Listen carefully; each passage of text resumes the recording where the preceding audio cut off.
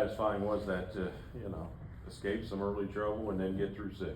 Yeah, it's the past few outings has been hit or miss, and been really working on the mental side of it.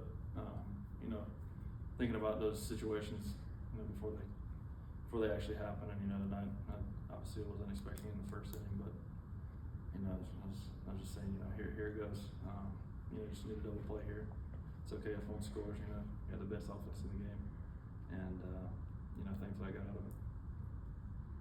Was that just sort of the mindset, just like, all right, like here I am in the jam, let's see what happens? Yeah, it was surprising, coming out of the gate. They hit my flag all night. They put the ball in play pretty hard.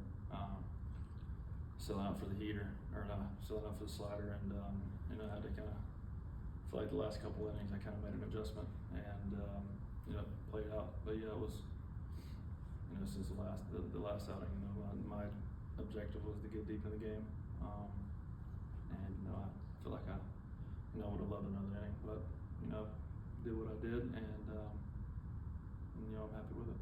You said best offense in the game. What does that do for your headspace? Just like you kind of get into a jam, but mentally, where do you stay when you believe that you really do have the best offense? Yeah, I'm obviously not thinking that out there, but it's nice to know you got this offense that is going to put up some runs, and if you give it 1 or 2, even 3, there's a very, very high chance that they're going to score that or more. It's absolutely it's nice coming getting on the mound, and if you give up a couple solo shots, it's more times than not this year they're gonna outscore the other team, and it's nice going out there on the mound and having that behind you. Grant, to add on to that, how does it feel knowing you have multiple Gold Glove winners behind you in the infield? Does it impact how you approach each pitch, each at bat, whatnot? Yeah, obviously I don't really like when they hit it as hard as they did tonight, but it is nice, having those gloves behind you. If it weren't for them, it'd been a whole lot different of a game, especially that Riley play at third. That was a heck of a play. I think he hit it like 111 or something like that. The long run that Harris had in center, could have fell in, could have changed the ball game. Yeah, really thankful for those guys, and it's nice to have them back there.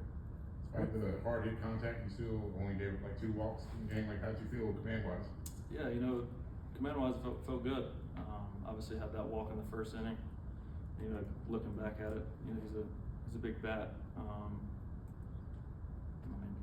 I didn't mind walking him there. Knowing you had a guy that the next guy, hits a lot of ground balls. The last one, I think Varsho kind of got away from me.